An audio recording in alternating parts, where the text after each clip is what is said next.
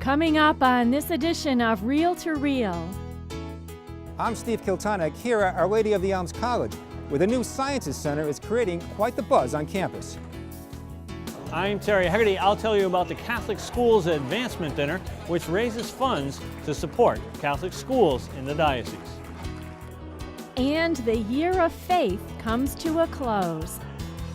These stories and more are just ahead on this edition of Reel to Reel from the new Center for Natural and Health Sciences at Elms College in Chicopee.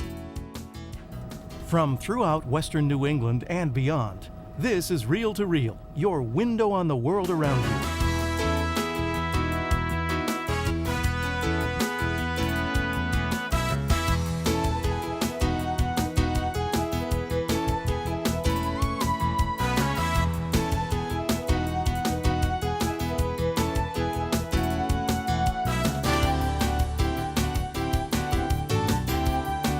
Here is your Reel to Reel host, Sharon Roulier. Hello and welcome to Reel to Reel. It's been 25 years in the making, but last week a dream became a reality here at Our Lady of the Elms College in Chicopee when this new Center for Natural and Health Sciences was officially dedicated. This facility is the first newly constructed academic building on the campus since the Alumni Library was built more than 30 years ago. Steve Kiltonic attended the celebration and dedication and has our story. Last June, this was the view of Berkman's Hall from O'Leary Hall at Our Lady of the Elms College. Next to Berkman's was an open lot with only a few tree stumps. A short 4.5 months later, this is the view now from the Keating Quadrangle. During the interim, a new 5-story, 22,000 square foot facility, the Center for Natural and Health Sciences, was built. On October 18th, a formal dedication of the long-awaited building took place, ushering in a new era for students enrolled in the college's nursing, science, technology, and mathematics programs. Nearly 300 attended the afternoon ceremony held in the Keating Quadrangle. Various Elms College dignitaries spoke, including Sister Mary Reap, president of the Elms College, who gave the keynote address. It's a dream come true for people on this campus. This effort started many years ago, and suddenly it all became very possible by wonderful people who stepped up and gave us lead gifts and just set a new pace, and here we are. The finished product is here today. So we are delighted, and it really now positions the college for really providing not just the excellent education that it always has provided, but to do it in state-of-the-art facilities for our students. While many people contributed to making the center a reality, Walter Bro praised Sister Reap for her tireless dedication. Her leadership, bringing the trustees together and their lead gifts, and then just galvanizing the support from the community, both public and private donors, is the reason we have this building. With the new facility, gone are the old, outdated labs from the 1930s that were installed when Berkman Hall was first constructed. In its place are new state-of-the-art labs that will enable students in nursing, sciences, and technology to compete for top jobs in those fields. Sister of St. Joseph Maxine Schneider, who gave the invocation, served as the chair of the college's chemistry department before becoming president of the SSJ congregation, which founded the Elms in 1928. It's going to offer new opportunities for the Elms to really seek serious science students. And, you know, even though very fine science could be done in the old laboratories, the attractiveness wasn't there to the same extent. With all science disciplines under one roof, future grads will be better prepared when they leave. Bringing the nursing faculty, the biology, the chemistry, the technology faculty together means they'll learn in this building the way that they will work once they leave here. Their careers will be in environments that they'll be trained in here in the building. So we're giving them a competitive advantage in that sense. When the center opens, students will be able to utilize modern labs in biology, chemistry, and computer information technology, in addition to several lecture halls and a nursing skills and simulation lab. During the ceremonies, Sister of St. Joseph Mary Lou Wright, professor of biology who taught for nearly 50 years at the Elms, was presented with the school's Presidential Medallion for her service. When I tried to find out what I was being honored for, I asked Dr. Bro, and he said, for being here so long. So I thought to myself that that's an easy honor to get. You just have to stay at one place long enough. Also, Kathleen Scoba was appointed Dean of the School of Nursing. And the Sister Margaret James McGrath Distinguished Alumni Award was given to Ellen Fazuski, class of '91, and Chair of Math and Science at Wheelock College. Fazuski praised the faculty during her undergrad days. Through their mentoring, through their research, through the curriculum, through the support of Elms College in the community that I was able to find my way and become what I am today. I could not have done this without the mentoring of Sister Mary Lou and everything that she taught me up on the 3rd or the 4th floor of Berkman's. Springfield Bishop Timothy McDonald gave the blessing from the outside and inside as he walked from room to room and floor to floor throughout the facility. He also blessed the various stained glass windows, which will serve as constant reminders of the school's patrons, Mary and St. Joseph. The restored windows were once part of St. Joseph Church in Springfield.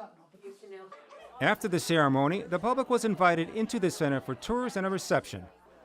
For Reel to Reel, I'm Steve Kiltonick.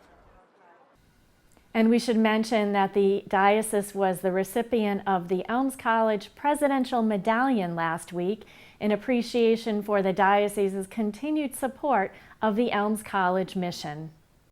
Bishop Timothy McDonald received the medallion and citation from College President Sister Mary Reap at the college's annual Presidential Evening of Appreciation dinner held last Saturday. And we understand that the center will officially be opened for students and faculty in January. And certainly folks here are looking forward to that day with anticipation. Recently, on a beautiful fall day, the upcoming end of the Year of Faith was marked by a special Mass at Our Lady of the Blessed Sacrament Church in Westfield. Peggy Weber attended the event and tells us more. One might say that Thanksgiving came early this year. The Diocesan Pastoral Council sponsored a celebration to thank all those in the diocese who volunteer in parishes in a variety of ways. How many here are lectors? Bishop Timothy McDonald extended his gratitude to each group and said they were all vital to the church. I thank you all.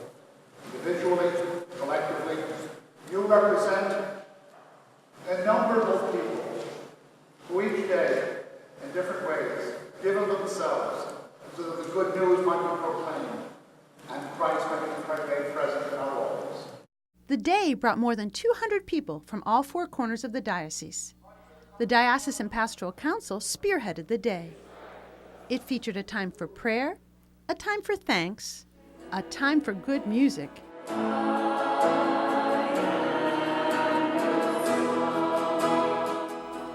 and of course, a time for food. Rita Staniszewski helped plan the day. I think that this is a token of saying to people that we appreciate your kindness and how you're spreading your faith and your love for God in your parishes. She said that gratitude is important, and it also was important to remember those who could not be with them on this day. And there's quite a contingency of parishioners in our different parishes that help shut-ins and homebound, and they bring the Eucharist. And so we think of them, even though the bishop said, and we prayed in Sister Kathy in the Prayer of the Faithful, that it was important to remember them, because there's a lot of people that would have been here today, but they've also had either a commitment or they were not healthy to be here. But they're in our prayers and our thoughts. One might say that the special Mass celebrated here at Our Lady of Blessed Sacrament Parish in Westfield was a bit of role reversal. The event thanks some of the many doers, workers, and ministers from the Diocese of Springfield. It was their chance to sit back, relax, and enjoy this expression of gratitude. Dick Butler chairs the council, which provides advice to the bishop. He said that as the end of the Year of Faith approached, they wanted to mark it in a special way. Well, we were looking for a way to close the Year of Faith, and I said, well, closing something is not a real celebration, but what else can we build into this? He said that Sister Paula Robillard suggested the Thank You Mass. The idea took hold, and he and Sister Paula and Sister Kathy Hamrock and the committee got going. The bottom line is that the people who were here today are the church, and we are celebrating ourselves. And in my opening remarks, I tried to tell the folks that renew your commitment to continue doing what you're doing. From ushers to greeters to lectors to Eucharistic ministers to choir members, all gathered in prayer. They are the church. We are the church. They are the church. They're the people that are working constantly, and it's not a matter of getting credit, because I don't think any of them in there do it for credit. They do it because they believe and they want to do their part. So I think just a slap on the back now and then is always good. And so I think that's what we did today. There were a lot of thank yous and a lot of smiles as the group celebrated an ending, but also a beginning and a renewal in their volunteer efforts. For Reel to Reel, I'm Peggy Weber. The Year of Faith formally ends on Sunday, November 24th, and Blessed Sacrament Church in Greenfield will hold a special celebration on that day, beginning with confessions at 1 p.m., followed by a special service at 2 p.m. Still to come on Reel to Reel, Dan Dumas will bring us up to date on what's happening in and around the Diocese of Springfield, and honoring some special contributors to Catholic education. These stories and more are still to come on this edition of Reel to Reel.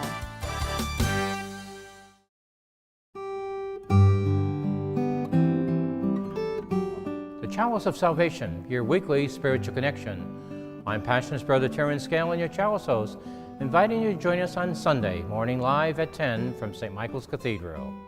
Join us this week as we welcome Bishop Timothy McDonald and celebrate the 30th Sunday in Ordinary Time and Respect Life Sunday. The Chalice of Salvation, your spiritual connection, Sunday morning live at 10 here on 22 News.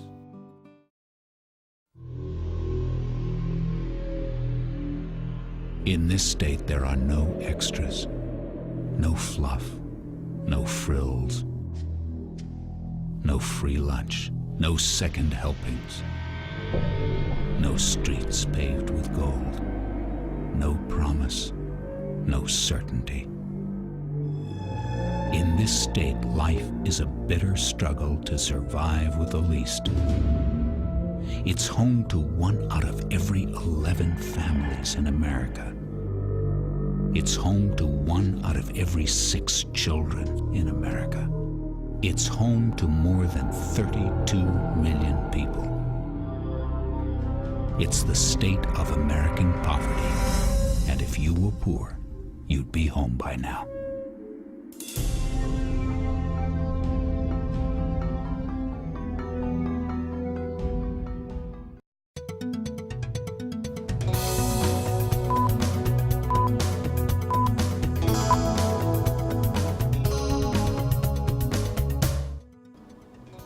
I'm Dan Dumas with your Reel to Reel news brief. It was help from what many might think an unusual source.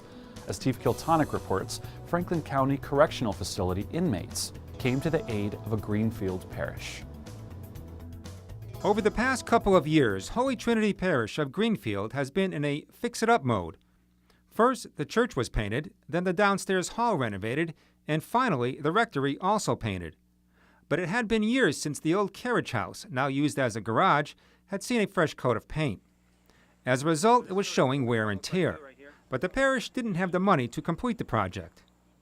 Monsignor Ronald Yargo heard about a program at the nearby Franklin County Jail and House of Correction in which inmates worked on community projects. He was told a crew did a fabulous job last winter painting the entire interior of St. Mary's Church in orange. So Monsignor Yargo made a call to the county sheriff. Well, you know, everybody has an old garage in their backyard that's desperately in need of paint.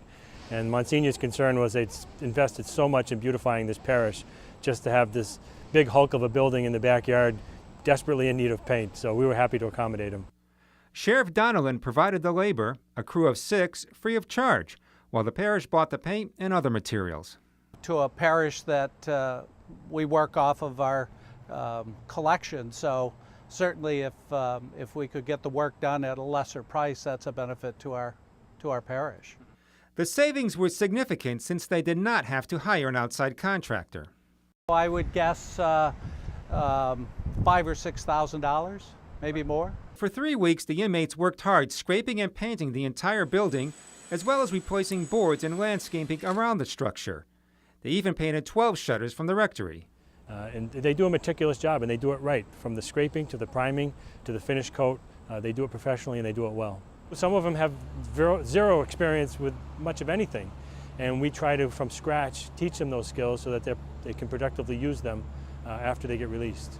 Donald said most of the inmates are incarcerated because of what he calls bad behavior resulting from drug or alcohol abuse. I think it's very important for them to have connections with the entire community, which is why we have these programs.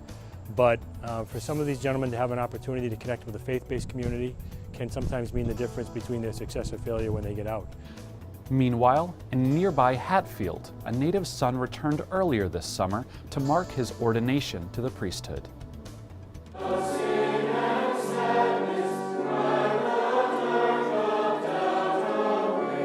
Father Pascal Kobi, a newly ordained Franciscan friar of the Renewal, celebrated his first Mass of Thanksgiving this past summer in his home parish of Our Lady of Grace in Hatfield. In the name of the Father, and of the Son, and of the Holy Spirit. Amen. Father Kobi entered the Franciscan Friars of the Renewal in the Bronx in 2003.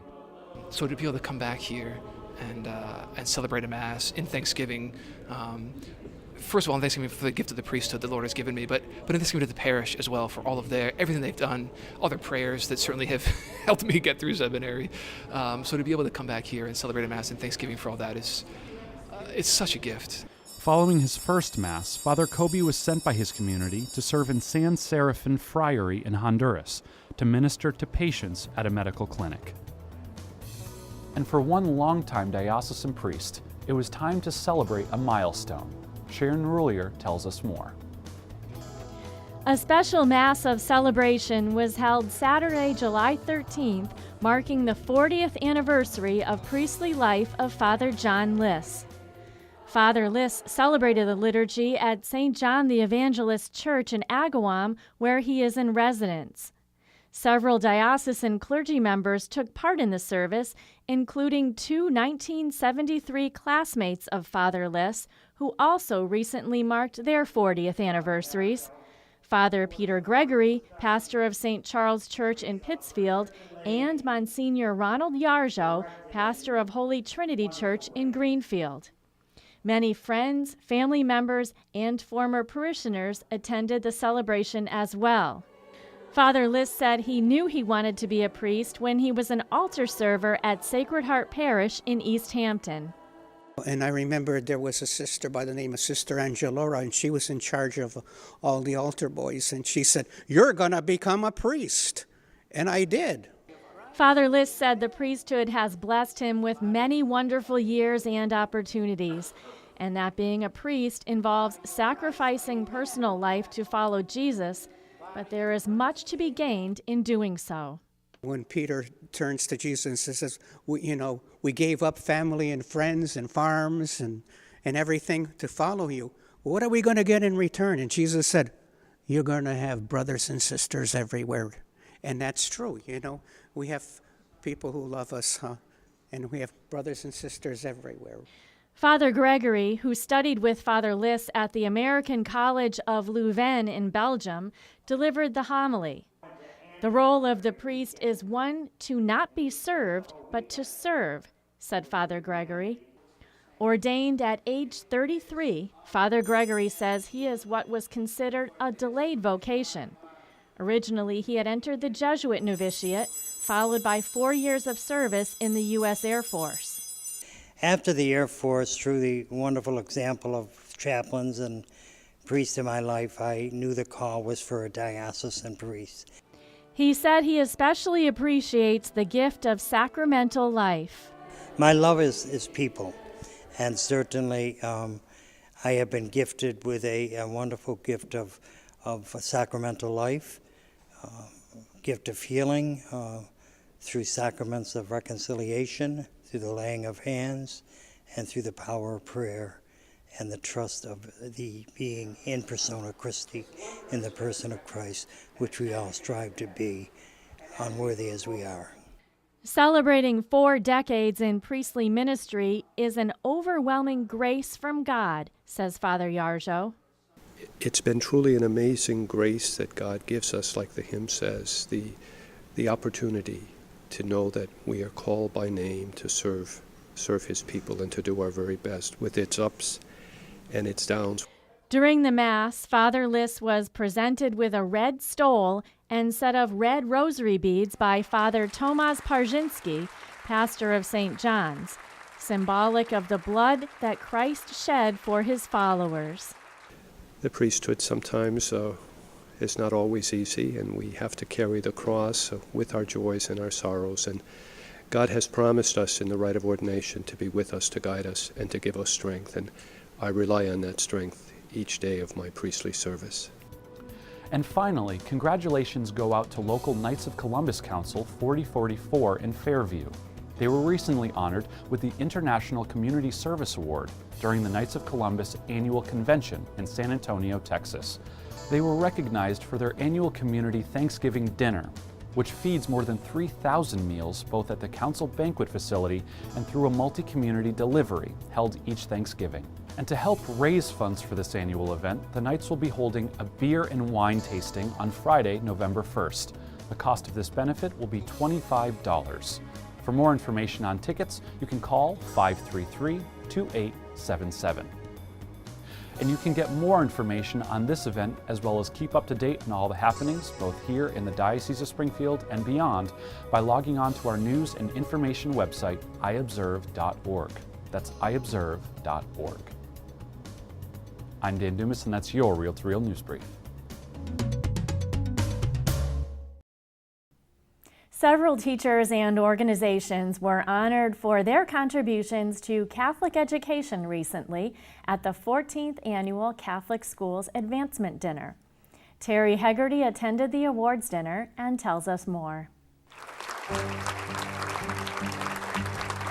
Teachers, community leaders, and a coach were honored at the 14th Annual Catholic Schools Advancement Dinner held at the Castle of Knights banquet facility in Chicopee this past week. Approximately 300 attendees were present to honor both individuals and groups for their support of Catholic education in the Diocese of Springfield. Bishop McDonald joined Franciscan Sister of St. Joseph Andrea Suzuki, Superintendent of Schools, in bestowing the awards. This year's dinner honoree was St. Mary Parish in Westfield. It's really exciting to be recognized and be honored tonight at the Catholic Schools Advancement Dinner. 150 years as a parish, and since 1898 we've been in the Catholic ministry of Catholic schools, and tremendous growth, wonderful gifts that we've been able to give and to receive from all the youth that have come through our schools. Father McGrath gave credit to the staff members of the parish and the school. But I want to take this public moment to thank them. And you make St. Mary's Parish really what it is. Thank you so much. Derek Kellogg, men's head basketball coach at the University of Massachusetts Amherst, received the Distinguished Alumni Award. I'm somewhat humbled that I'm even put in a category of some of the people that were really rewarded tonight with their great service to the community and the Catholic environment. And it was humbling and honored to that I'd be able to give back to people that have given so much to me and my family. They've really the pillars of what I'm about were formulated a long time ago in the Catholic schools and the Catholic Church, and to come back and hopefully give some good words of encouragement or to spend some time with those people is really an honor. Coach Kellogg attended Springfield's Our Lady of Hope and Holy Name elementary schools and graduated from Cathedral High School in 1991. He is a parishioner of St. Bridget Parish in Amherst, where he has frequently hosted free basketball clinics for the youth. As hundreds gathered for this 14th annual advancement dinner, they not only celebrated Catholic schools, but they helped, via fundraising, advance the future of Catholic schools. Sponsored by the Diocese's Catholic Schools Office, the dinner supports tuition assistance programs. Distinguished Community Leader Awards went to the sponsors of the Pioneer Valley Excellence in Teaching program, and Sister of Providence Mary Caritas Geary. Sister Mary, who turned 90 last August, was the longtime head of Springfield's Mercy Hospital and has been instrumental in many Sisters of Providence building projects. God has been good to me, and I'm grateful for what I've been able to do, but most of all for the opportunities that I personally have had. Daughter of Mary of the Immaculate Conception, Sister Mary Claire Milewski was awarded the Catholic School's Lifetime Achievement Award. Sister Claire, who retired just last spring from St. Mary's School in Ware, began teaching 58 years ago. I enjoyed going to work every morning, believe it or not, because as I told you, when you get in there with the kids, you may have a bad day, but when you go in there, they keep you on your toes. They're telling you different things. You never know what's going to happen. Student speakers for the evening were Timothy Jones of Pittsfield's St. Joseph Central High School and Emily Jackson from Cathedral High School. Tonight was all about young people. Everyone, Derek Kellogg was great, but I must say that those two young people who spoke tonight, you know, that's the hope of the future. They're really the hope of the church, but they're the hope of society as well. A hope that is reflected in the support of so many generous Catholic school advocates across the diocese. Reporting for Reel to Reel, this is Terry Hegarty. And congratulations to all the recipients this year. And from one celebration to another, if you are a graduate or a friend of Holyoke Catholic High School, you are invited to attend the 50th Anniversary Gala on November 30th at Springfield's Mass Mutual Center. This very special evening will include dinner, dancing, and reminiscing about all that has taken place at Holyoke Catholic over the last half century. For tickets or for more information, call 413-331-2480. And for this week, that's Reel to Reel. Remember, for all of the latest news on the church in Western Massachusetts and around the globe, we have continuous updates on our website, iobserve.org. There you can view stories and entire episodes of this program, as well as read news reports from the acclaimed Catholic News Service. That's iobserve.org. Please join me again at this same time next week for another edition of Reel to Reel, your window on the world around you. We leave you now with a fall foliage video montage produced by videographer Tim Lindop. Have a great week.